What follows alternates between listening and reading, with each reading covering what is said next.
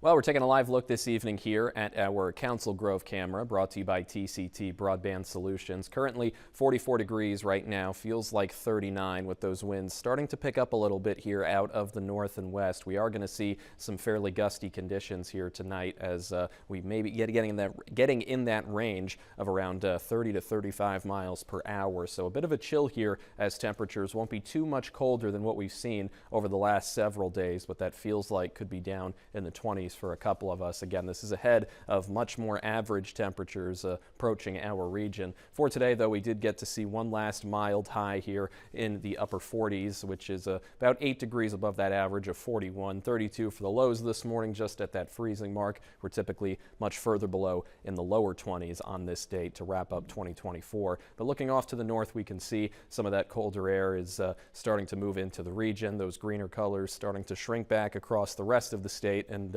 here in northeast Kansas, we can see why that is on our live storm tracker. A little bit of light rain moving through earlier this afternoon, mostly seeing a break now. More rain, though, is on the way as we head towards these overnight hours, and possibly a little bit of snow mixed in as well. We're not expecting any accumulation, but we could see just a tiny amount of some snowflakes falling here if we're staying up late tonight or even into the very early hours of Tuesday morning. But again, no really strong impacts from either the rain or the snow are expected, and most of that precipitation will remain light. We do have some wind advisories just off to the southwest here near the Wichita region, where we are getting those stronger gusts up to around 45, maybe even 50 miles per hour. I don't think it's going to be nearly that intense here in northeast Kansas, but we will be watching for maybe some of our southwestern bordering counties to get a little bit higher towards 40 or so for those wind gusts. But we'll go through the supercast here again. The rest of the night we could see a little more rain and possibly some snow, but that will be fading off quickly as we head towards tomorrow morning.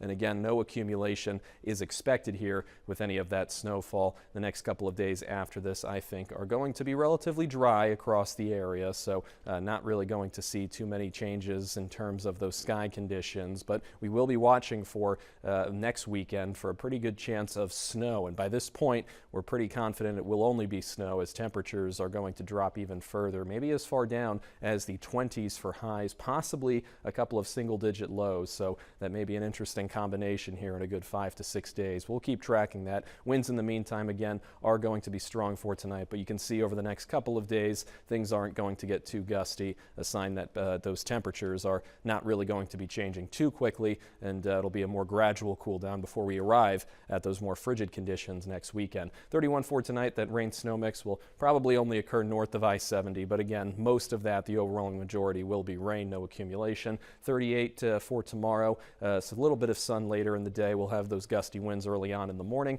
and for the next couple of days after, again, it's a gradual cool down heading into the new year. We are going to see a bigger drop, though, heading towards the weekend. Snow and possibly low temperatures down in the single digits. All right, how much snow for 2025? Well, as of right now, about a week and a half in, seeing that much for Saturday and Sunday, it looks like a decent amount to start off the year. Well, you will keep us posted, I'm sure. Daniel, thank you. K-State